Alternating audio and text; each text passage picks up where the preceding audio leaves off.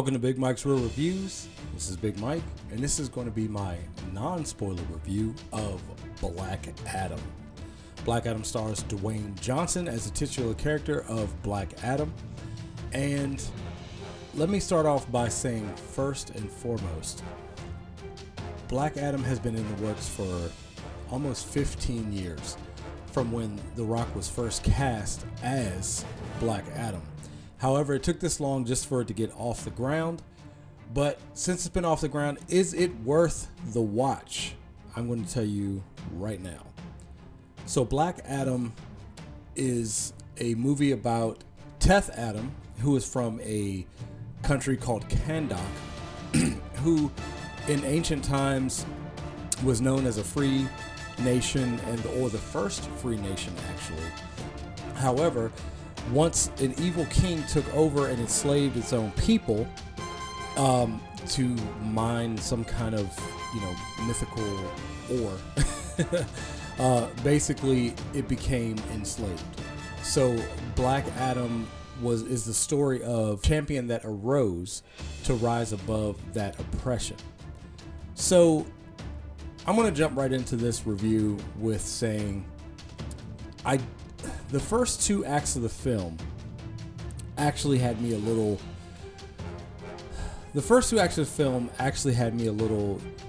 taken back. I was like, man, I thought this was going to be better. I don't know what they're trying to do here. But by the time the third act rolled around, I was totally invested. Now, again, this is going to be a non-spoiler review. However, I will say how I feel like the movie should have been maybe reworked or paced. They kind of did the backstory like backwards, right? So basically, they told you the whole story by the third act. I feel like that made the movie suffer a bit.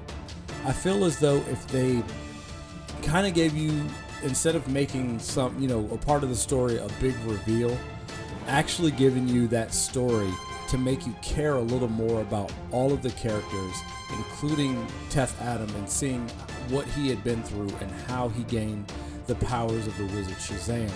I feel like that would make you care a little bit more about the characters as a whole, all the characters really, and maybe give you a little bit more like humanity of the film. And the first two acts maybe wouldn't have been dragging a bit, and I would have cared a little bit more. I feel like the character development in this film was a little backwards just because of that. I feel like the reveal wasn't really a big reveal, and that them trying to, save that to the third act was actually in the film's detriment. So to me, I wasn't totally invested into the film until the third act.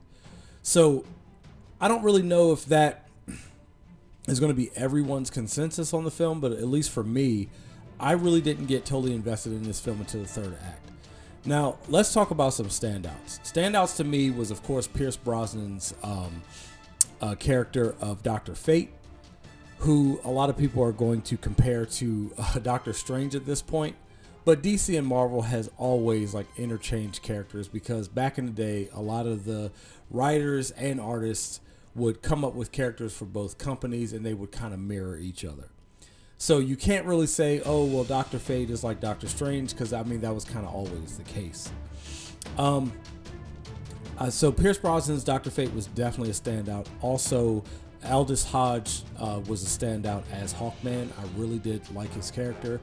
I feel like Atom Smasher and Cyclone were kind of basically put on the back burner in this film, which, they weren't too well developed anyway, but I feel like they kind of suffered a little bit because of that fact.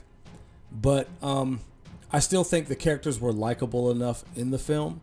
However, I did like what they did with Sabak. Now, that ended up, of course, being the main villain of the film. In the comics, it's kind of the antithesis of Black Adam or Shazam. How those two have gotten their powers. Well, in the comics, Black Adam got his powers from the Egyptian pantheon of gods, as Shazam got his powers from the Greek pantheon of gods. Now, as far as the comics go with Sabak, his powers come from several demons from hell, kind of in the same way of how Black Adam and Shazam acquired their powers. So I feel like if they reworked the film just a little bit, it probably would have been better, especially, like I said, if they kind of did more character development in the first act, and instead of trying to do like some kind of big twist or reveal, I felt like that kind of, made the movie suffer a little bit. Now, to get to my rating of the movie, when I was first watching, of course, like I said, the first couple of acts, I was kind of like, oh man, it's kind of, meh.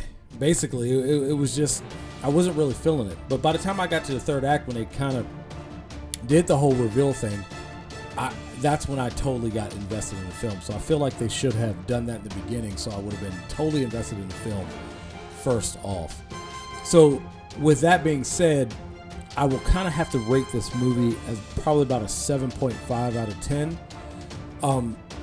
I think it could have been as high as an 8 if they had really, did that more in the first act and really explained the story more and gave it more character development first off. So you kind of got more invested in the characters and cared a little more before the movie really got kicked off. So, that's just my thought of the film. Those are just my opinions. Let me know what you think in the comments down below. And with that being said, that's the end of the video. I'd love to hear your thoughts in the comments down below. And if you haven't already, click that subscribe button. And if you're feeling extra generous, give this video a like. It's much appreciated. And don't forget to hit that bell to be notified of all my latest content. And once again, thanks for watching, and see you next time.